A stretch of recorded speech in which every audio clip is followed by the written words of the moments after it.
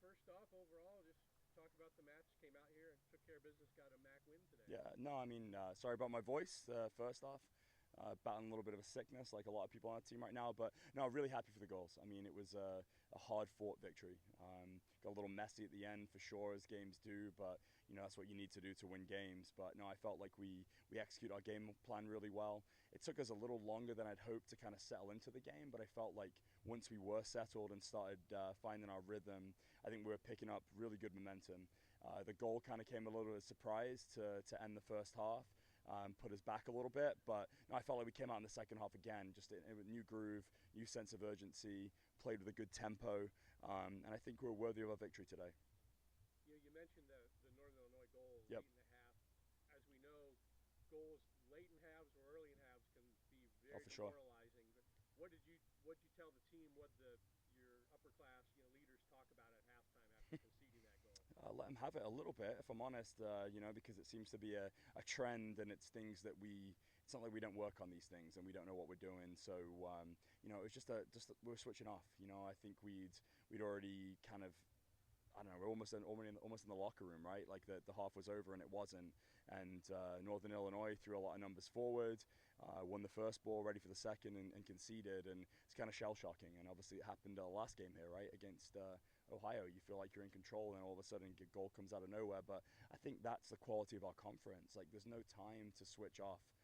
Against MAC opponents, you can't. You've got to respect everybody because in the blink of an eye, you can be conceding or scoring. And Peyton made her first Yep. game at Cochrane Stadium. Yep. I know she played against Miami. What did you just make of her performance and how well she did, and also just provide an update on Madison? Yeah, I mean, Peyton's been knocking on the door all season long. She's come in. She obviously came in the spring, did really, really well. And it's always a difficult decision as a coach when you've got a good freshman goalkeeper and a senior goalkeeper to make decisions like that because, you're talking about eligibility as soon as you set foot on the field. That's that. And yeah, so I mean, obviously Maddie she's got a finger issue. Like she's probably going to be out for a few days. Needs some rest. And then, when she comes back, then that's what you want. You want competition for places. But no, I thought Peyton was excellent in the game against Miami. There was, maybe one small blip at the end, but outside of that, exceptional. Looked like she'd been doing this a while, even though it was her first performance. And I think she backed that up again today with a really, really clean performance. Didn't look like a freshman in her second game. So yeah, incredibly proud of her, and she should be proud of herself. You want to talk about the backline performance as well? Yep. Kaylee coming in Yep. to start. Isabel and Taylor have been performing well all season. For sure. As well, Haley put in a good shift as well. Just kind of talk Yep. about their performances. Yeah, I mean, Isabel and Taylor. I mean, I speak about them a lot, right? I mean, I think they're fantastic on both sides of the ball. So calm, composed on the ball, can solve a press by themselves. Good as passers, dribblers, great defensively. I mean, it's a coach's dream to have players like that. And then yeah, Kaylee obviously transferred in from Pitt and was starting to knock on the door herself and push for minutes and playing time. And then unfortunately got like a concussion at kind of the worst time. That was like probably a couple of weeks ago now.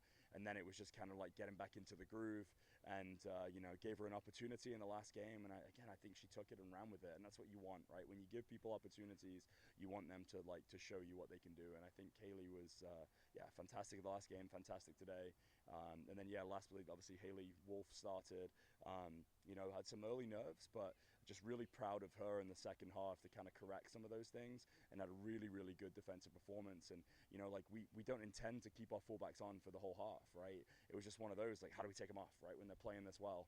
But we've got really good players off the bench.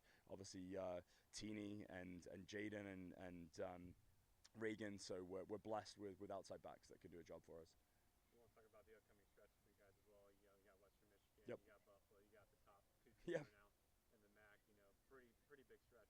Yeah. What is kind of just like the message to the team and the mentality? I mean, it's like I said earlier on in the interview, I think that, like, in the MAC, I think this season, from, I was talking with Mike ahead of the game, that I think the teams are closer than they've ever been this season. Like, everyone is taking points off of everybody. And so, yeah, I think, like, for me, like, it's going to be a game. Like, we know that they're two of the best teams in the conference for sure, but I also think they're going to be concerned about us, and they need to be, because we're a good team. And I think on our day, we can beat anybody. And so, yeah, we're going into those games like we do everybody. We're going to be prepared, and our objective is to try and win the games, right? So yeah, but no, we're excited to play them, excited to see what they're all about.